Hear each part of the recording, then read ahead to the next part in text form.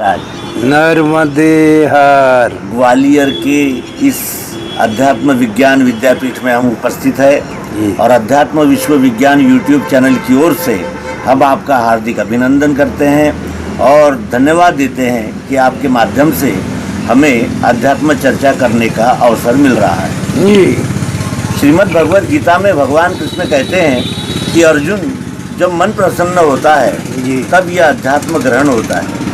और कल के आप वक्तव्य में आपने कहा था जी। कि मन अगर पवित्र है जी।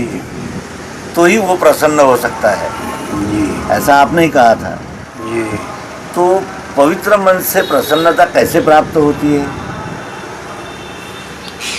पवित्र मन से कैसे सफलता प्राप्त होती है?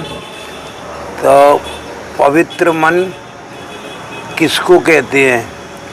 पवित्र मन, निर्मल मन, सहज मन किसको कहते हैं?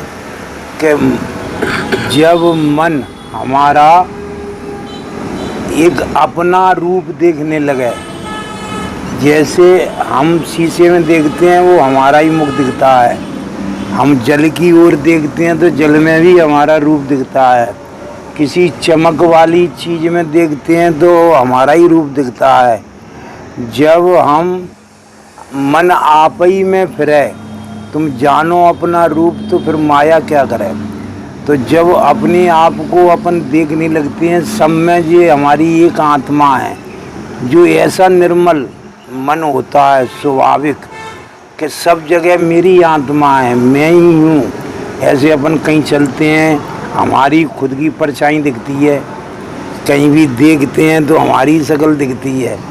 तो जब सब जगह मैं ही दिख रहा हूँ, मेरी आत्मा दिख रही है, जिस सब आत्मा एक परमात्मा की विश्वरूप की आत्मा है, तो ऐसा देखने वाला मन सहज में ही स्वभाव में निर्मल हो जाता है, उसे साक्षात्कार हो जाते हैं, उसे परमात्मा के दर्शन होते हैं मन से।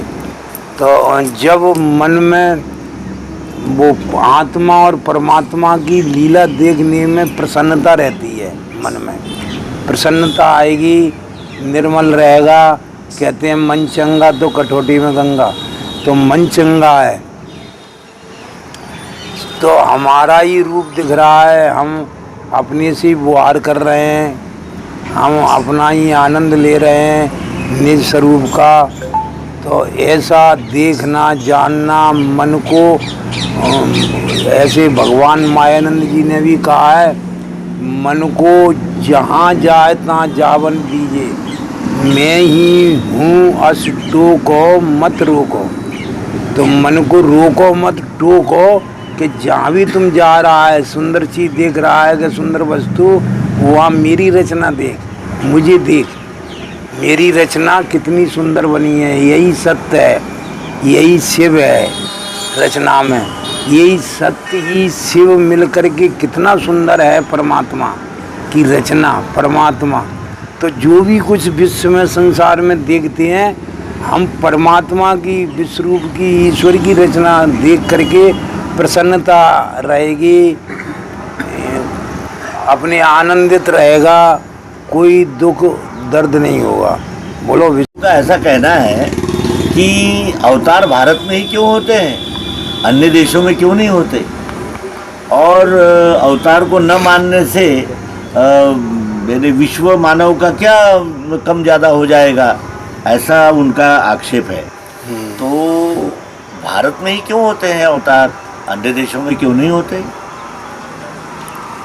ये भारत में ही क्यों होते हैं और देशों में क्यों नहीं होते कि हमारे भारत के मानव जो सनातन धर्मी हैं वो सब अवतारों को मानते हैं, भगवानों को मानते हैं, संत ऋषियों को मानते हैं, और हमारे जो अवतार इसी भारत क्षेत्र में क्यों होते हैं? तो पहले भारत तो बहुत बड़ा था, अखंड भारत था, तो वो भी आता था सब इस भारत में। तो भारत में ही ये क्यों अवतार होते हैं कि यहाँ धर्मगलानी होती है, धर्मगलानी होती है और यहाँ के मनुष्य अवतार भगवान और 4 युगों की वो मानते हैं। तो इसमें पहले से ही अनादि काल से संतों ने जो अनुभव लिखे हैं वेदों में, तो उसमें आंकड़ा ऐसे अखंड मंडलाकार का जो चक्र घूम रहा है वो सब संतों ने ज्योतिष विद्या के नाम से लिखा है। तो उस ज्योतिष विद्या में भविष्य पुराण भी लिखा है।